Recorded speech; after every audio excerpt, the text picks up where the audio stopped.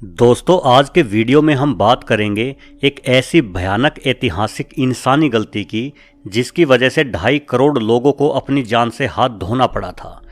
मनुष्य के द्वारा अनजाने में प्रकृति चक्र से छेड़छाड़ कितनी हानिकारक हो सकती है, इसका नतीजा हमें 1958 में चीन में देखने को मिला था।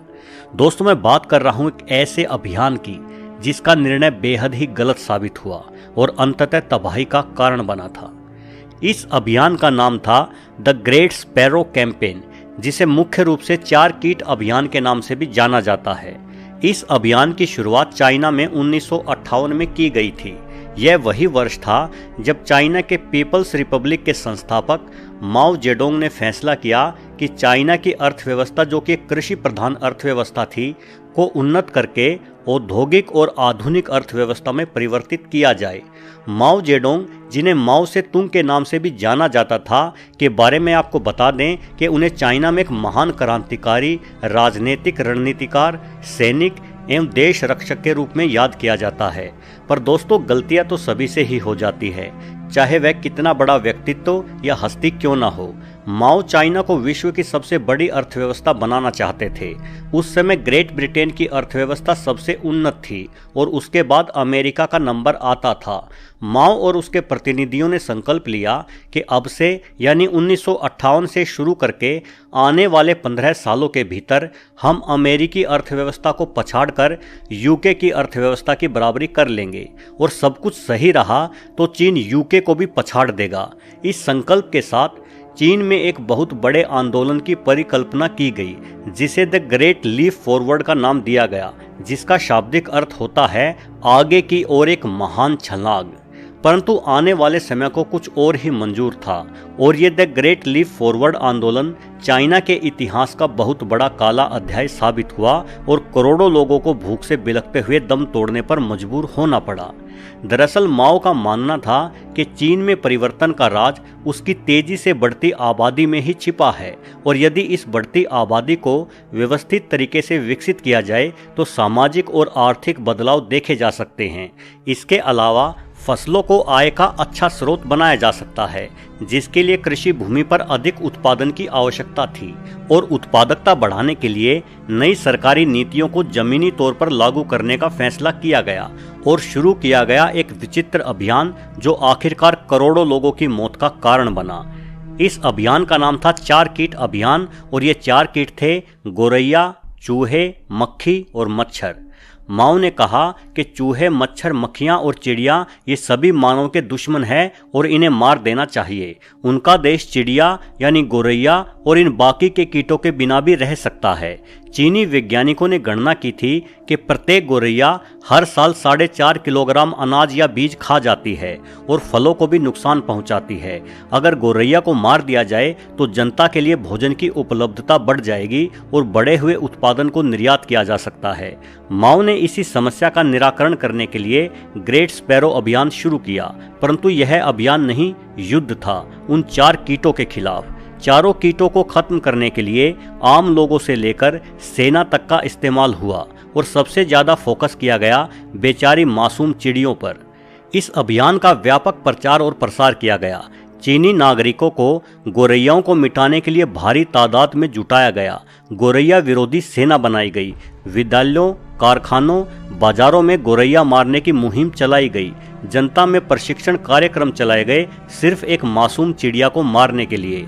गोरैया को मिटाना है, चीन को चमकाना है, यह इस अभियान का नारा भी था। चीनी लोग गोरैया को आतंकित करने के लिए, उन्हें जमीन पर उतरने से रोकने के लिए ढोल पीटते हुए उनका पीछा करते थे। ढोल की आवाज़ से डरी हुई ये मासूम चिड़िया जमीन पर नहीं उतरती थी और लगातार उड़ती रहती थी। चीनी लोग तब तक ढोलक बजाते रहते थे जब तक गोरैया उड़ते उड़ते थककर गिर न जाए, और गिरते ही उसे मार दिया जाता था। चीनी लोगों ने गोरैयाओं के घोंसले तोड़ दिए, अंडे नष्ट कर दिए, और यह अभियान इतने तेज युद्ध स्तर पर शुरू किया गया कि पहले ही दिन करीब 2 लाख से ज़्यादा गोरैयों को मार गिराया गया। चीनी लोग खुशी में मरी हुई गोरैयाओं की माला बनाते थे। चीनी जनता में इस मासूम चिड़िया को जड़ से खत्म कर देने का एक पागलपन की हद तक जुनून सवार था और इसके पीछे का कारण था कि चीन की अर्थव्यवस्था को अमेरिका से भी आगे लेकर जाना है। लगातार इस तरह के प्रयासों के परिणाम स्वरूप 2 साल के अंदर ही चीन में गोरैया की प्रजाति लगभग विलुप्त हो गई। लेकिन चीन के लोग सिर्फ यही नहीं रुके। अभियान के इस पागलपन में लोगों ने गोरैया के अलावा अन्य पक्षियों को भी निशाना बनाना शुरू कर दिया, जिससे पूरे चीन में लगभग सभी पक्षियों की प्रजाति ही लुप्त होने के कगार पर आ खड़ी हुई। भीषण अकाल का पड़ना।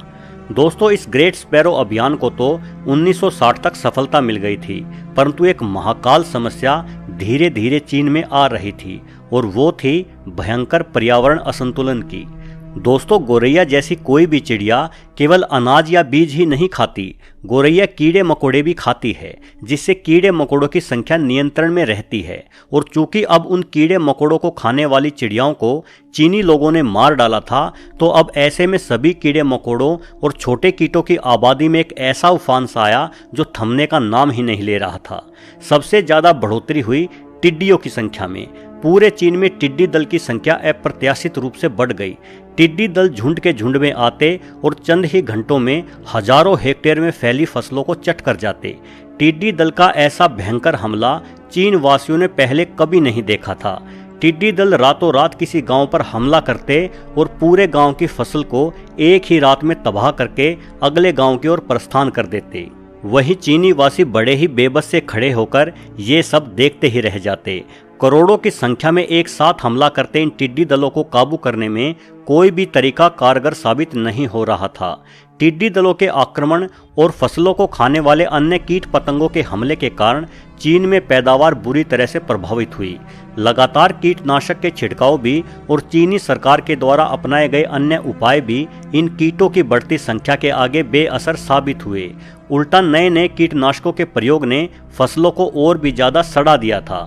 देखते ही देखते चाइना में अकाल की स्थिति आ गई। जनता अन्न को तरसने लगी और पूरे चीन में भूखमरी के हालात हो गए। यह पता लगने पर कि गोरैया और अन्य पक्षी कीड़े मकोड़ों को खाकर पर्यावरण संतुलित रखने में अपना योगदान देते हैं, माओ ने 1960 में गोरैया मारने का अभियान स्थगित कर दिया। लेकिन तब तक बहुत देर हो चुकी थी। पर्यावरण असंतुलन अपना काम कर चुका था। अकाल के कारण करोड़ों लोग खाने को तरस तरस कर मर गए।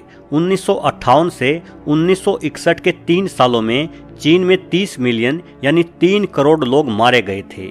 बेशक चीनी सरकार ने मरने वालों की आधिकारिक संख्या 15 मिलियन ही बताई थी, लेकिन कुछ विद्वानों का अनुमान था कि भूख से मरने वालों की संख्या 45 मिलियन यानी 4.5 करोड़ तक थी। इस घटना को चाइना के इतिहास में महान अकाल के नाम से जाना जाता है।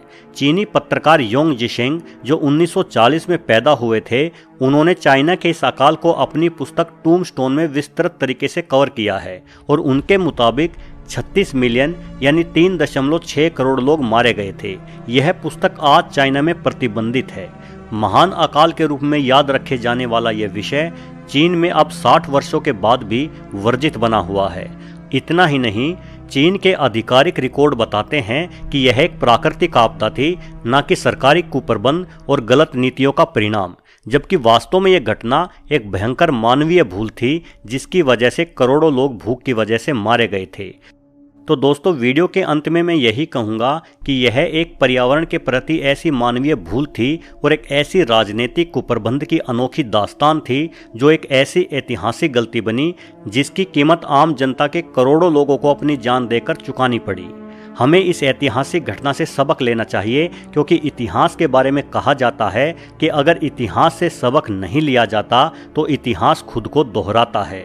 आपने अपना कीमती समय निकालकर आखिरी तक ये वीडियो पूरा देखा, इसके लिए आपका बहुत बहुत धन्यवाद।